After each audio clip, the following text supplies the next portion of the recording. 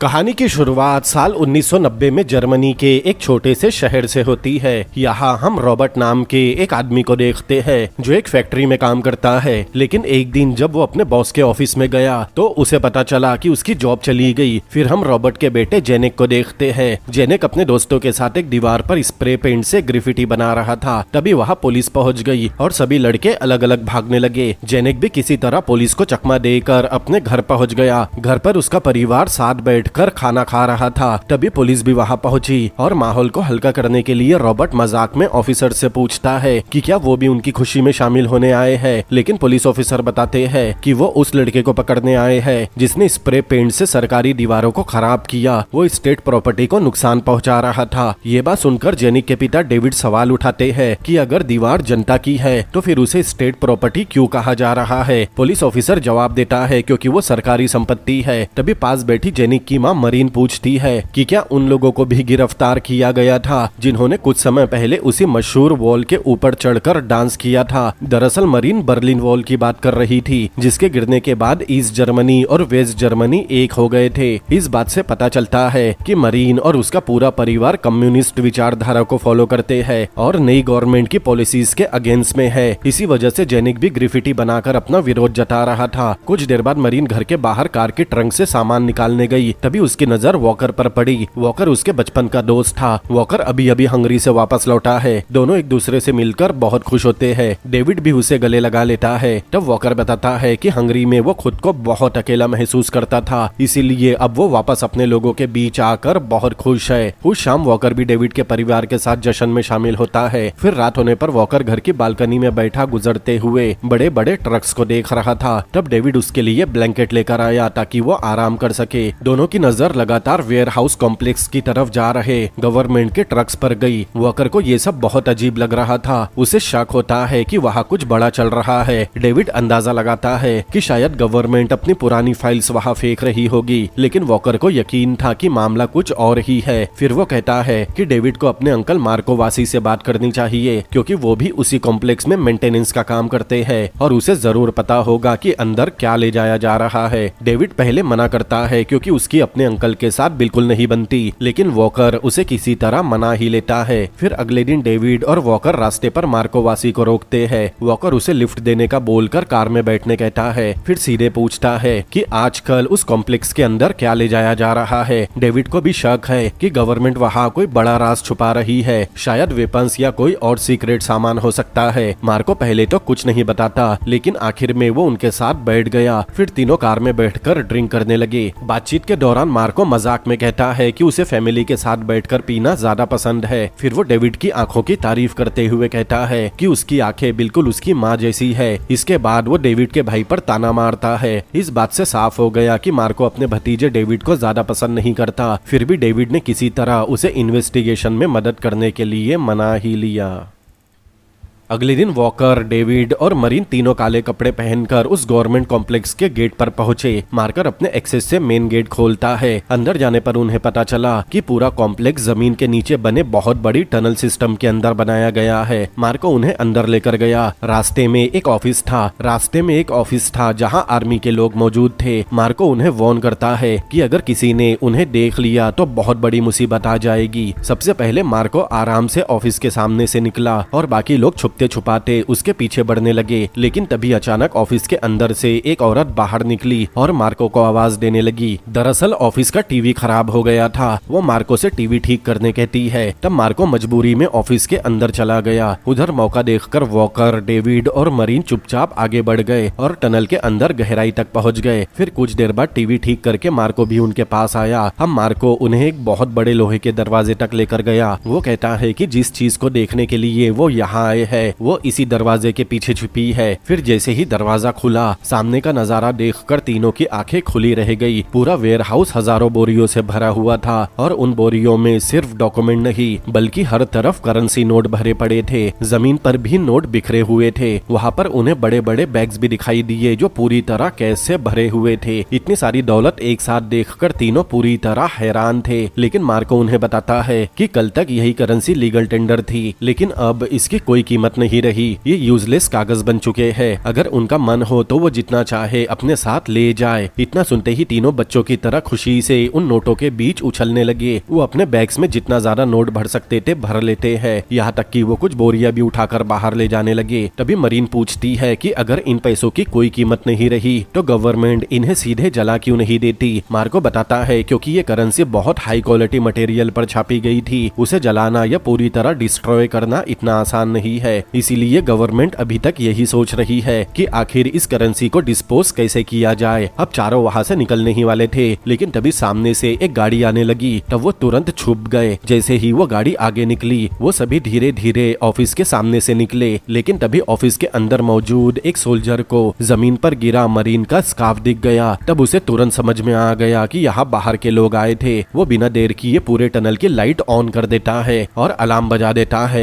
Alarm बजते ही चारों अपनी जान बचाकर भागने लगे। वो जल्दी से मेन गेट की तरफ दौड़ते हैं, लेकिन गेट खुलता ही नहीं। तभी उस कमरे का गेट भी बंद होने लगा। अगर वो गेट बंद हो जाता तो चारों उस कमरे में फंस जाते और पकड़े जाते। लेकिन आखिरी सेकंड में वो किसी तरह उस बंद हो रहे गेट से निकल गए। बाहर निकलते ही मरीन मार्को से वेंटिलेशन शाफ्ट का रास्ता पूछती है। मार्को तुरंत उसे शाफ्ट दिखाता है। फिर चारों पूरी रफ्तार से उस तरफ दौड़ने लगे। दूसरी तरफ आर्मी सोल्जर राइफल लेकर टनल की तलाशी ले रहे थे। इस तरफ वो लोग वेंटिलेशन शाफ्ट तक पहुंच गए, लेकिन वहां पहुंचकर उनकी मुश्किल और बढ़ गई क्योंकि उस शाफ्ट का दरवाजा भी लॉक था। अब उनके पास कोई दूसरा रास्ता नहीं बचता, इसीलिए वो बिना रुके आगे बढ़ने लगे और फिर आखिर में उन्हें एक दूसरा वेंटिलेशन शाफ्ट दिखाई दिया। इस बार मरीन समय गवाए बिना उस शाफ्ट पर चढ़ना शुरू करती है, जबकि नीचे बाकी उसकी मदद कर रहे थे। फिर मरीन ऊपर लगी एक लेडर को नीचे खींचती है। जैसे ही लेडर नीचे आई, उन्होंने देखा कि सीढ़ियां सीधे ऊपर जाती है। तब चारों समय गवाए बिना उन सीढ़ियों पर चढ़ने लगे और आखिरकार सेफली बाहर निकल गए। बाहर निकलते ही वो तुरंत अपनी कार में बैठे और वहाँ से तेजी से निकल गए। कार के अंदर बैठते ही मरीन वॉकर और डेविड राहत की सांस लेते हैं। ये उनकी जिंदगी का सबसे खतरनाक और सबसे एडवेंचरस काम था। मरीन हंसते हुए कहती है कि उसे पहले कभी इतना मजा नहीं आया। फिर वो मार्को से पूछती है कि कहीं इस घटना की वजह से उसे कोई परेशानी तो नहीं होगी, लेकिन मार्को कहता है कि किसी ने उसे उनके साथ नहीं देखा। अगर किसी सोल्जर ने उन्हें साथ में देख लिया होता तब कोई प्रॉब्लम हो सकती थी।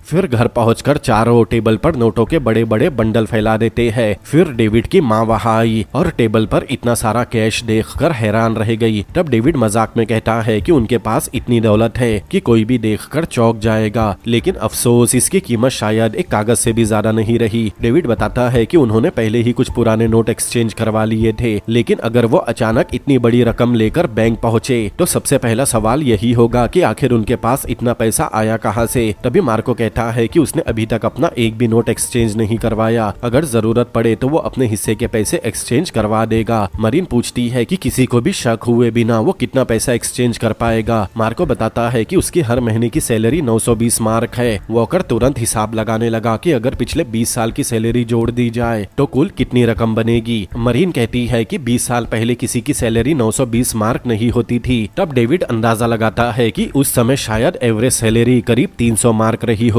वो उसी हिसाब से कैलकुलेशन करने लगा। आखिर में डेविड की माँ एक आंकड़ा बताती है। उनके हिसाब से लगभग 72,000 मार्क तक रकम एक्सचेंज करने पर ज्यादा शक नहीं होगा। ये सुनकर डेविड कहता है कि उन्हें बहुत सोच समझकर प्लान बनाना होगा। वो इतनी ही रकम एक्सचेंज करेंगे जिससे किसी को शक ना हो। अगर गवर्नमेंट को पता चल गया कि उनके पास सरकारी वेयर हाउस से निकाला गया कैश है तो उन सभी की जिंदगी खतरे में पड़ सकती है। इसी दौरान मार्को बोलता है कि उसे इस पैसों की कोई जरूरत नहीं है, वो ये सब बस डेविड और उसके परिवार की मदद करने के लिए कर रहा है। फिर यहीं पर हमें कहानी में उस दौर की असली सच्चाई पता चलती है। दरअसल 1990 में जब बर्लिन वॉल गिर चुकी थी, जिससे ईस्ट जर्मनी और वेस्ट जर्मनी फिर से एक हो रहे थे, उस समय वेस्ट जर्मनी की इकोनॉमी बहुत मजबूत थी। उसकी करेंसी पूरी दुनिया में ज्यादा वैल्यू रखती थी और इंटरनेशनल ट्रेड में भी उसी का इस्तेमाल होता था। फिर जब दोनों देश एक हो गए तो उनके पास दो करेंसी थी। अब वेस्ट जर्मनी की करेंसी ज्यादा मजबूत थी, इसीलिए वेस्ट जर्मनी की करेंसी को ही ऑफिशियल करेंसी बना दिया गया, जबकि ईस्ट जर्मनी की करेंसी को डिमोनेटाइज कर दिया गया। डेविड और उसका परिवार ईस्ट जर्मनी में रहता था, इसीलिए उनके पास जितना भी कैश था वो एक ही झटके में बेकार कागज बन गया था। गवर्नमेंट ने लोगों को कुछ समय दिया था जिसमें वो अपनी पुरानी ईस्ट जर्मनी करेंसी को वेस्ट जर्मन करेंसी में एक्सचेंज कर सकते थे, लेकिन डेविड और उसके परिवार के हाथ से ये मौका निकल चुका था, क्योंकि डिमोनेटाइज के बाद उन्होंने अपने पैसे बदल लिए थे। अब उनके पास बस नोटों के ढेर थे जिनकी कोई कीमत नहीं थी।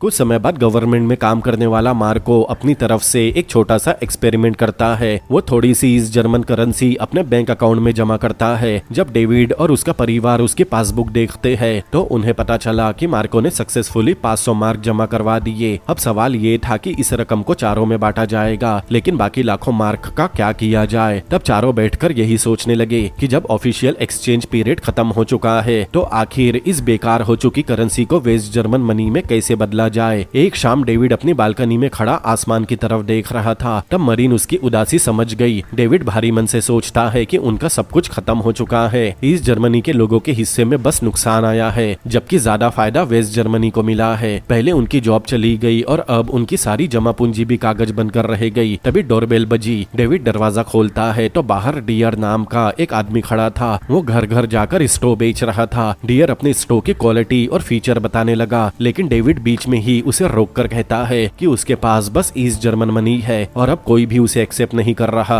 ये बोलकर डेविड दरवाजा बंद करने वाला था, लेकिन तभी डियर ने कहा कि वो ईस्ट जर्मन करेंसी भी ले लेगा। ये सुनते ही डेविड हैरान हो गया। उसे यकीन ही नहीं होता। वो सोचता है कि जब बैंक तक ये करेंसी लेने से मना कर चुकी है तो आखिर में ये आदमी कैसे ले रहा है। तब डियर पूछता है कि क्या सच में उसके पास ईस्ट जर्मन कैश है। तब मरीन कुछ पुराने नोट लाकर डेविड को दे देती है और डेविड वो नोट डियर के हाथ में रख देता है। सबसे हैरानी की बात ये थी कि डियर बिना किसी हिचकिचाहट के वो नोट एक्सेप्ट कर लेता है और बदले में डेविड को 2 नए स्टोव देता है। तब डेविड एक्साइटेड होकर पूछता है कि आखिर वो इन बेकार नोट का क्या करेगा। तब डियर बताता है कि फ्राइडे तक ईस्ट जर्मन करेंसी बैंक में जमा कराई जा सकती है। उनके पास पूरे 3 दिन बाकी है। अगर उनके पास और कैश है तो वो इन 3 दिनों के अंदर जितना चाहे उतना सामान खरीद सकते हैं। ये सुनते ही डेविड तुरंत स्टोव घर के अंदर रखकर दरवाजा बंद कर देता है। अब मरीन बहुत खुश हो गई। उसे समझ में आ गया कि उनका पैसा पूरी तरह बेकार नहीं है। अगर वो जल्दी करे तो अभी भी उससे सामान खरीद सकते हैं। ये सुनते ही डेविड तुरंत स्टोव घर के अंदर रखकर दरवाजा बंद कर देता है।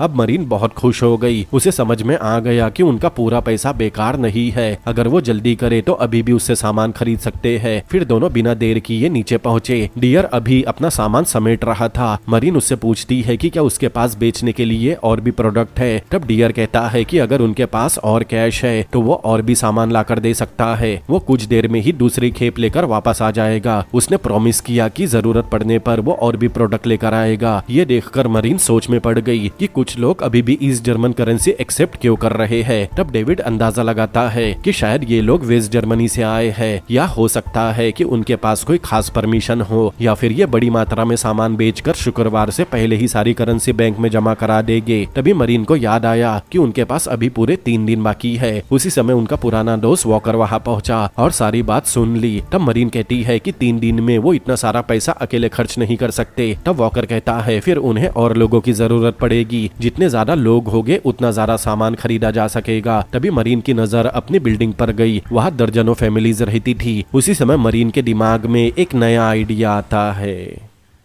अब कुछ समय बाद डेविड, मरीन और वॉकर उस बिल्डिंग में रहने वाले सभी लोगों को मीटिंग में बुलाते हैं। जब सभी रेसिडेंट इकट्ठा हो गए तब डेविड सबके सामने खड़ा हुआ और बताया कि उसके पास सबको बताने के लिए एक बहुत जरूरी बात है। इतना कहने के बाद वो टेबल पर पड़ी चादर हटाता है। जैसे ही चादर हटी वहाँ ईस्ट जर्मन करेंसी का ढेर था। ये नजारा देखकर वहाँ मौजूद सभी लोग हैरान हो गए। तभी भीड़ में से एक आदमी कहता है कि इस पैसों की अब कोई कीमत नहीं रही, ये तो बस कागज है। तब डेविड कहता है कि अभी पूरी तरह नहीं, उनके पास अभी भी 3 दिन का समय बचा है। वो अपना पूरा प्लान सबके सामने रखता है। वो कहता है कि ये पैसा सभी लोगों में बांटा जाएगा। हर इंसान इन पैसों से अलग अलग सामान खरीदेगा। उसके बाद सारा सामान वापस यही लाया जाएगा और फिर उसे वेस्ट जर्मनी में बेच दिया जाएगा। वहाँ से जो भी प्रॉफिट होगा उसे सभी लोगों में बराबर बांट दिया जाएगा। शुरुआत में लोग एक दूसरे की तरफ देखने लगे, लेकिन तभी एक आदमी आगे बढ़ा और उन नोटों को ध्यान से चेक किया। चेक करने के बाद वो बताता है कि सभी नोट बिल्कुल असली है।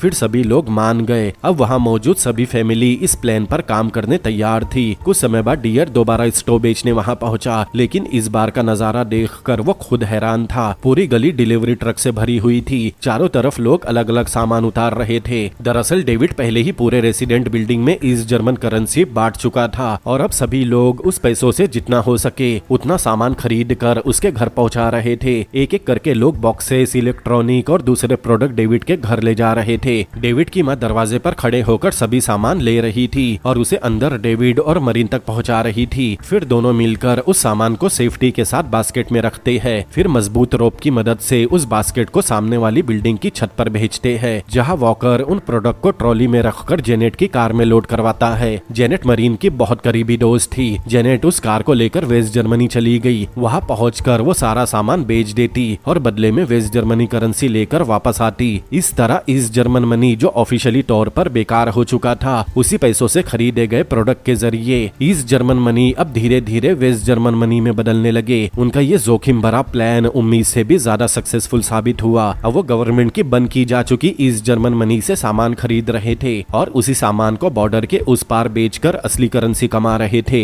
बर्लिन वॉल गिरने के बाद पहली बार उन्हें ऐसा लगा कि शायद उनकी जिंदगी दोबारा पटरी पर लौट सकती है। जो पैसा अब तक सिर्फ बेकार कागज था, अब वही उनके फ्यूचर की सबसे बड़ी उम्मीद बन चुका था। फिर कुछ समय बाद वॉकर मरीन की बेटी डेनी के साथ बैठा था। थोड़ी देर बाद डेनी वहाँ से चली गई। तभी पास बैठी जेनेट मुस्कुराते हुए वॉकर से कहती है कि उसे अच्छी तरह पता है कि वो यहाँ क्यों लौटा है। उसे पता था कि बचपन से ही मरीन, वॉकर और डेविड हमेशा एक दूसरे के साथ रहे हैं। तीनों कभी अलग नहीं हुए। फिर वो मुस्कुराकर कहती है कि डेनी बिल्कुल वॉकर जैसी दिखती है और उसे वॉकर बहुत पसंद भी है। पूरे शहर को वॉकर और मरीन के पुराने रिश्तों के बारे में पता था। ये कोई छुपाने वाली बात नहीं है। ये सब सुनने के बाद वॉकर फैसला करता है कि अब वो मरीन को अपने दिल की बात जरूर बताएगा। कुछ देर बाद वो मरीन के सामने पहुंचा और कहा कि उसे एक जरूरी बात करनी है, लेकिन इससे पहले कि वो आगे कुछ बोल पाता तभी डोरबेल बजी। डेविड की माँ ने दरवाजा खोला और घबराकर बताया कि बाहर पुलिस खड़ी है। डेविड ने तुरंत बाहर निकलकर देखा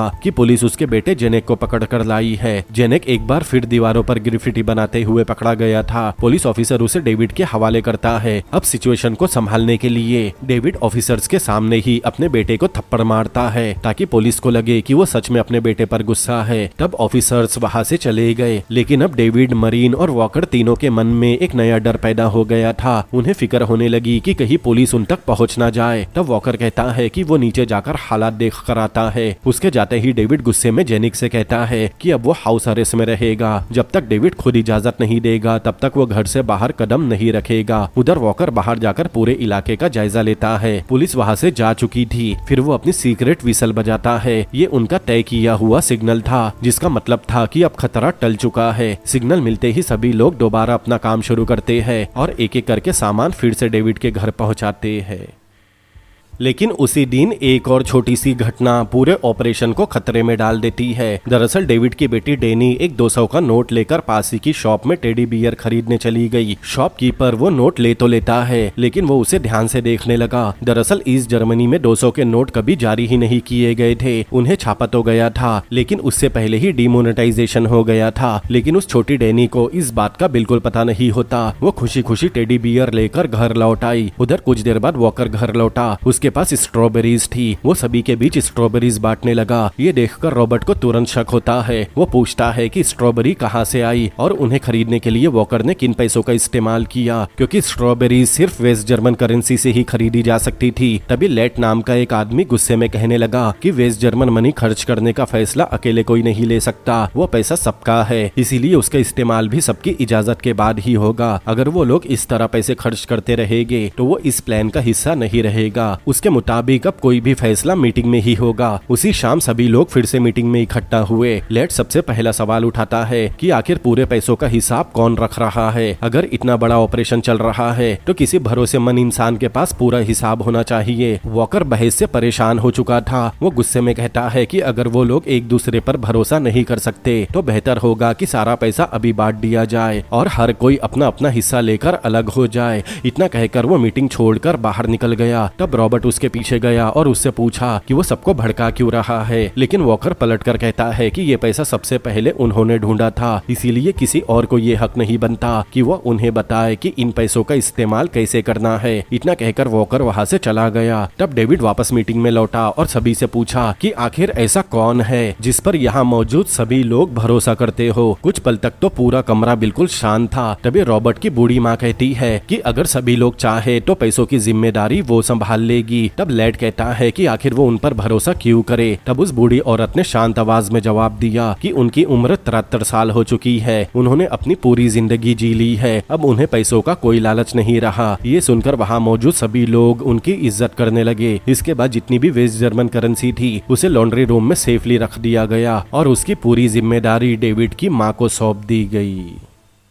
कुछ समय बाद मरीन वॉकर से अकेले में बात करती है। वो उसे समझाती है कि टीम वर्क ऐसे नहीं चलता, जब भी कोई मुश्किल आए तो गुस्से में सबको छोड़कर चले जाना किसी प्रॉब्लम का सलूशन नहीं होता। अब अगर उन्हें इस मिशन को सक्सेसफुल बनाना है तो सभी को मिलकर और एक दूसरे पर भरोसा करके ही काम करना होगा। फिर वॉकर मरीन की तरफ देखकर पूरे दिल से कहता है कि मरीन उसके पास आ जाए। वो मरीन और डैनी मिलकर एक नई फैमिली शुरू करेंगे। ये सुनकर कुछ पल के लिए तो मरीन चुप हो गई, फिर मुस्कुराकर कहा कि नई जगह छोटी सी जिंदगी शुरू करने से बेहतर होगा कि वो सब यही रहे और मिलकर एक बड़ी फैमिली बनाए। अगर सब साथ रहे तो हर मुश्किल का सामना भी आसानी से कर पाएंगे। मरीन की ये बात वॉकर के दिल को छू गई। अब उसके मन से यहाँ से जाने का ख्याल निकल गया। उधर वेस्ट जर्मनी में नेशनल बैंक के उस डिपार्टमेंट में जहाँ करेंसी छापी जाती थी, एक सीनियर ऑफिसर के पास एक चौंकाने वाली रिपोर्ट आई। रिपोर्ट में बताया गया कि ईस्ट जर्मनी का 200 वाला एक नोट मिला है जिसे कभी मार्केट में जारी नहीं किया गया। ये वही नोट है जिसे डैनी ने टेडी बियर खरीदने के लिए शॉपकीपर को दिया था। ऑफिसर वो नोट अपने सीनियर को दिखाते हुए बताता है कि पिछले कुछ समय में ऐसे बहुत सारे ईस्ट जर्मनी नोट वापस आने लगे हैं जिन्हें पहले ही ठिकाने लगा दिया गया था। इतना ही नहीं, एक्सचेंज होने वाली करेंसी की मात्रा गवर्नमेंट के कैलकुलेशन से कहीं ज्यादा है। अब फ्राइडे का दिन आ चुका था। वो ईस्ट जर्मन करेंसी एक्सचेंज करने का आखिरी दिन है। पूरे शहर में अफरा तफरी मची हुई थी। हर इंसान अपनी बची हुई ईस्ट जर्मन करेंसी से किसी भी तरह प्रोडक्ट खरीदना चाहता है ताकि बेकार हो चुके नोट पूरी तरह खत्म होने से पहले किसी काम आ जाए। शाम होते होते डेविड के ग्रुप में भी एक बड़ी मुसीबत खड़ी हो गई। अचानक डेविड की माँ जोर से चिल्लाई कि उनका सारा पैसा गायब हो गया। तब डेविड घबराकर पूछता है कि ये हुआ कैसे। उसकी माँ बताती है कि वो लगातार पैसों पर नजर रखे हुए थी, लेकिन किसी ने टॉयलेट एरिया की तरफ से अंदर आकर वेस्ट जर्मन करेंसी चुरा ली। मतलब अब उनके पास जो असली और सबसे कीमती पैसा था वो चोरी हो चुका था। उधर डेविड, मरीन और वॉकर को एक और झटका लगा। जिन लोगों को प्रोडक्ट लेकर वेस्ट जर्मनी जाकर बेचने थे उनमें से कई लोग अब वो सामान अपने अपने घर में छुपाने लगे। लोगों को लगने लगा था कि पहले अपना शेयर सेव करना ज्यादा जरूरी है। ये देखकर डेविड भड़क गया। वो सबको याद दिलाता है कि डील ये हुई थी कि प्रॉफिट को बराबर बांटा जाएगा, लेकिन फिर भी लोग पहले ही अपना हिस्सा अलग करने लगे। देखते ही देखते बहस इतनी बढ़ गई कि लोग एक दूसरे पर चिल्लाने लगे। इसी दौरान किसी का फेंका हुआ एक बॉक्स सीधा डेविड को आकर लगा। माहौल पूरी तरह बेकाबू होने लगा। तभी मार्को आगे आता है। वो एक चेयर पर चढ़कर सबको शांत रहने कहता है। फिर वो एक ऐसी बात बताता है जिसे सुनकर पूरा कमरा बिल्कुल खामोश हो गया। मार्को कहता है कि ईस्ट जर्मनी में जल्दी ही बेरोजगारी 25% तक बढ़ने वाली है।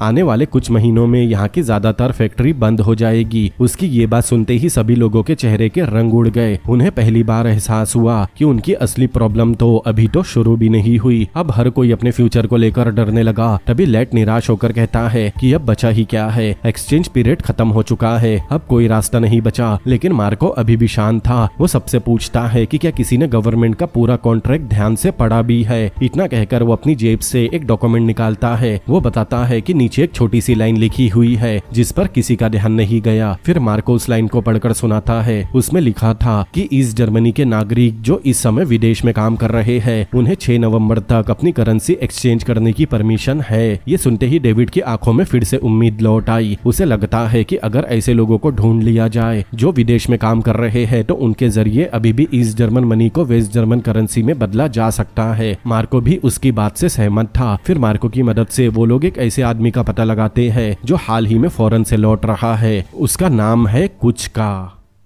फिर कुछ समय बाद डेविड और वॉकर एयरपोर्ट पहुंचकर उसका इंतजार कर रहे थे। कुचका के बाहर आते ही दोनों उसे लिफ्ट ऑफर करते हैं। शुरुआत में सब कुछ नॉर्मल चल रहा था। रास्ते में कुचका अपने गवर्नमेंट जॉब के बारे में बातें कर रहा था, लेकिन कुछ देर बाद उसे समझ में आया कि कार बर्लिन की तरफ नहीं जा रही। तब वो उन दोनों से पूछता है कि वो उसे कहाँ ले जा रहे हैं। डेविड आराम से जवाब देता है कि वो बस थोड़ा रास्ता बदल कर जा रहे हैं। अब कुचका को डर लगने लगा। वो तुरंत कार का डोर खोलकर बाहर कूद गया और जंगल की तरफ भागने लगा।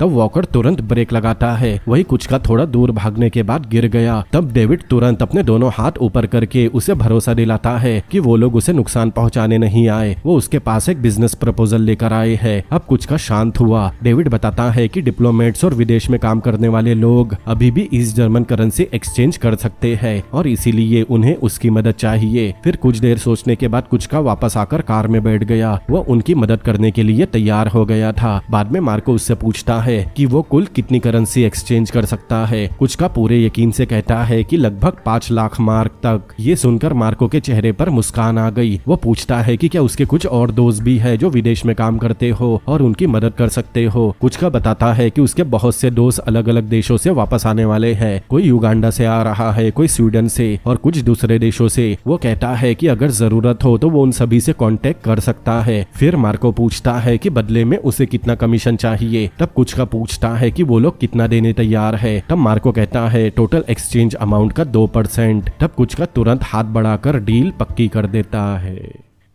अब उस रात पूरे ग्रुप में फिर से खुशी लौट आई थी। अब उनका नया मिशन शुरू हो चुका था। वो ऐसे लोगों को ढूंढने लगे जो विदेश से लौट रहे हो, चाहे वो टीचर हो, स्टूडेंट हो, लेबर हो या कोई गवर्नमेंट एम्प्लॉय। अगर उनके पास एक्सचेंज करवाने के राइट्स है तो। उस सेलिब्रेशन के दौरान मरीन एक चेयर पर खड़ी होकर सबको एक नया आइडिया देती है कि क्यों ना वो सभी मिलकर एक फैक्ट्री खरीद ले जहाँ वो सभी लोग मिलकर काम करे। उसका सपना था कि एक फैक्ट्री खोलकर सभी लोगों को रोजगार दिया जाए। ये सुनकर लैट हंसने लगा। वो कहता है कि फैक्ट्री की कीमत लाखों मार्क होगी, लेकिन तभी पीछे बैठे डेविड की बुजुर्ग माँ पूरे कॉन्फिडेंस से कहती है कि उनके पास इतनी करेंसी मौजूद है जिससे वो फैक्ट्री खरीद सके। उनकी ये बात सुनते ही सभी लोगों के अंदर जोश भर गया। सब फैसला करते हैं कि अंडरग्राउंड कॉम्प्लेक्स से और करेंसी चुरानी होगी। इस बार उनके साथ मार्टिन का बेटा जेनिक भी शामिल था। कॉम्प्लेक्स के अंदर जाने से पहले मार्को सभी को आखिरी बार वार्निंग देता है कि अगर इस बार वो पकड़े गए तो सीधा जेल जाना पड़ेगा। खतरा बहुत बड़ा था, लेकिन अब पीछे हटने का सवाल ही नहीं था। सभी एक बार फिर अंडरग्राउंड टनल के अंदर उतरे। काफी अंदर जाने के बाद वो सीक्रेट वेयरहाउस तक पहुंच गए। दरवाजा खुलते ही उनके सामने एक बार फिर करेंसी का पहाड़ था। ये नजारा देखकर कुछ पल के लिए फिर से सभी शौक रह गए। तभी मरीन एक पल भी गवाए बिना सभी से कहती है कि जितना ज्यादा कैश उठा सकते हो उठा लो, क्योंकि शायद ये उनका आखिरी मौका था। मरीन सबको याद दिलाती है कि पिछली बार वो लोग जितना कैश लेकर गए थे वो काफी नहीं था, इसीलिए इस बार जितना ज्यादा हो सके उतना पैसा निकालना होगा।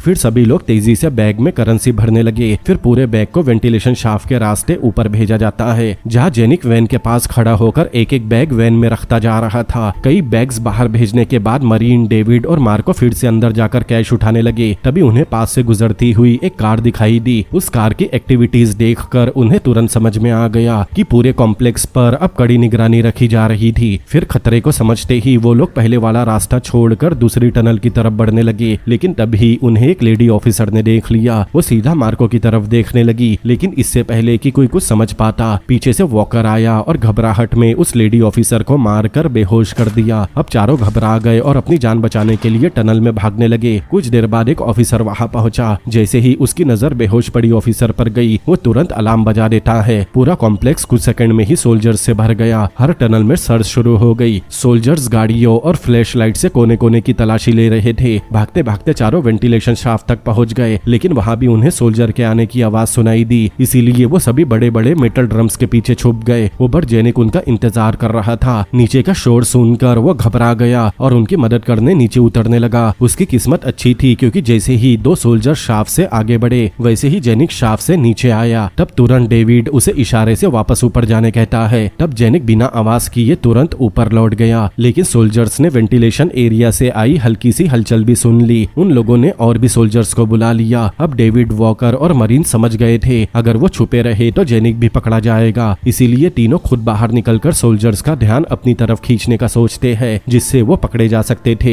लेकिन उसी समय ऊपर खड़े जेनिक की नजर वैन में रखे कुछ प्रोडक्ट पर गई। उसे तुरंत एक नया आइडिया आता है। वो उन प्रोडक्ट को रस्सी में बांधकर नीचे उतारने लगा, ऐसे जैसे कोई ऑफिशियल सप्लाई नीचे भेजी जा रही हो। सोल्जर्स ये देखकर समझते हैं कि शायद यहाँ गवर्नमेंट का ही कोई सामान शिफ्ट किया जा रहा है। इतना ही नहीं, वो खुद भी उन कैरेट्स को नीचे उतारने में मदद करने लगे। इसी गलतफहमी का फायदा उठाकर मार्को, मरीन, डेविड और वॉकर किसी को भी शक हुए बिना वहां से निकल गए।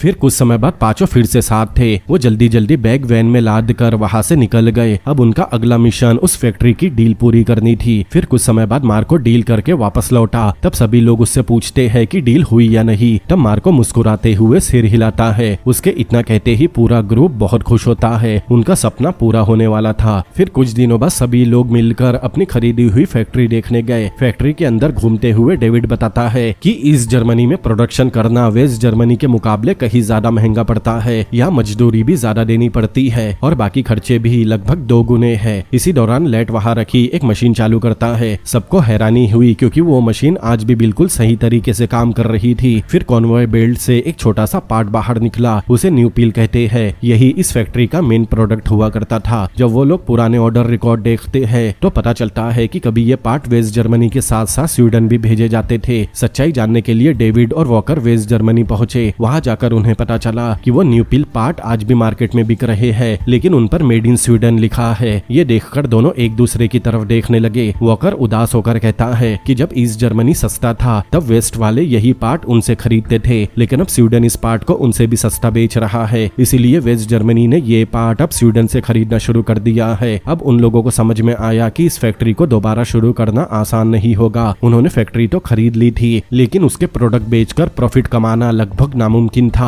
उधर घर पर डेविड की माँ अब भी बचा हुआ कैश संभाल रही थी। तभी थकान की वजह से उनकी आंख लग गई। वही पास बैठी डेनी मासूमियत से कैश के ढेरों के बीच खेल रही थी, लेकिन इसी दौरान जेनिक चुपके से वहां आया। वो ड्रावर से कुछ वेस्ट जर्मन मनी निकालता है और बिना किसी को बताए वहां से चला जाता है। दूसरी तरफ डेविड, मरीन और वॉकर पहले से ही फैक्ट्री को लेकर परेशान थे। इसी बीच जेनिक किसी अनजान आदमी को चुपके से पैसे देते हुए दिखाई देता है। ऐसा लग रहा था जैसे वो अपनी तरफ से कोई सीक्रेट डील कर रहा है। फिर कुछ समय बाद वॉकर फिर से मरीन से कहता है कि अब उन्हें ये जगह छोड़ देनी चाहिए, लेकिन मरीन गुस्से में कहती है कि अगर उसे सच में डेनी की परवाह है तो उसे कहीं जाने की जरूरत नहीं। उसी समय डेविड भी ये बात सुन लेता है। तब वो उन दोनों से पूछता है कि डेनी का इस बात से क्या लेना देना, लेकिन तब मरीन का चेहरा देखकर डेविड समझ गया कि डेनी उसकी नहीं बल्कि वॉकर और मरीन की बेटी है। ये राज कई सालों से उससे छुपाया गया था। ये सच्चाई डेविड को अंदर तक तोड़ देती है।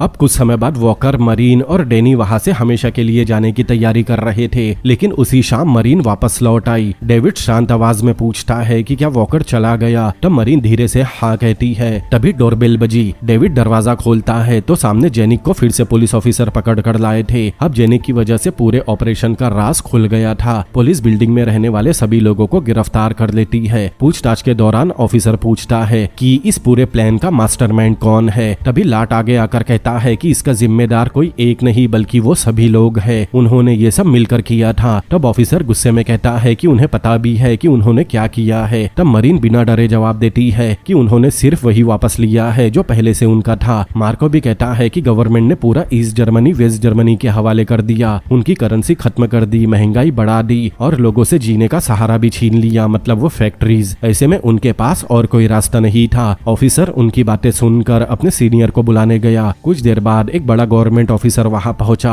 वो कहता है कि गवर्नमेंट चाहती है कि इस स्कैंडल के बारे में पब्लिक को पता ना चले, इसीलिए वो उनसे पूछता है कि उनकी शर्तें क्या है। डेविड कहता है कि उन्हें सिर्फ अपनी फैक्ट्री चलाने की आजादी चाहिए ताकि वो प्रोडक्ट बनाकर वेस्ट जर्मनी बेच सके। ऑफिसर कहता है कि उनकी ये मांग पूरी नहीं हो सकती। वो उन्हें कोई और शर्त रखने कहता है। तब मार्को अपनी असली शर्त रखता है कि उनके पास बची हुई सारी करेंसी गवर्नमेंट ले सकती है, लेकिन बदले में गवर्नमेंट उन्हें एक छोटा सा आइलैंड दे। साथ ही एक शर्त और होगी कि इस पूरे स्कैंडल के बारे में लोग कभी भी पब्लिक को कुछ नहीं बताएंगे। गवर्नमेंट इस डील के लिए तैयार हो गई। फिर कुछ समय बाद सभी लोग एक आइलैंड पर नई जिंदगी शुरू करने की कोशिश कर रहे थे। वॉकर, मरीन और डेविड अपने पुराने रिश्तों की सारी कड़वाहट भूलकर डैनी के साथ एक फैमिली की तरह रहने की कोशिश करने लगे। अब एक दिन डेविड खेलते खेलते डैनी के बड़े टेडी बियर को दबाता है। तब उसे टेडी बियर के अंदर कुछ अजीब महसूस हुआ। तब डेविड ने टेडी बियर को फाड़ दिया। तब उस टेडी बियर के अंदर से वेस्ट जर्मन करेंसी के नोट निकलने लगे। अब यहाँ खुलता है एक ट्विस्ट। दरअसल जो वेस्ट जर्मन मनी गायब हुआ था और सब सोच रहे थे वो चोरी हो गया, वो कभी चोरी हुआ ही नहीं था। दरअसल डैनी ने खेल खेल में वो सारा कैश टेडी बियर के अंदर छुपा दिया था। पूरा टेडी बियर नोटों से भरा हुआ था। मतलब गवर्नमेंट के सब कुछ जब्त करने के बाद भी डेविड के परिवार के पास नई शुरुआत करने के लिए काफी सारा पैसा है। फिर आखिर में सभी लोग मिलकर एक नई फैक्ट्री शुरू करते हैं। इस बार उन्होंने उसी टेडी बियर की फैक्ट्री शुरू की जिसने अनजाने में उनकी जिंदगी बचा ली थी। डेविड, मरीन और वॉकर एक बार फिर साथ काम करते हैं, लेकिन इस बार ईमानदारी के साथ। धीरे धीरे उनका बिजनेस सक्सेसफुल होने लगा और कई सालों की मुश्किलों के बाद आखिरकार उन्हें वो जिंदगी मिल गई जिसके लिए उन्होंने इतना बड़ा जोखिम उठाया था। और यहीं पर ये कहानी भी खत्म होती है।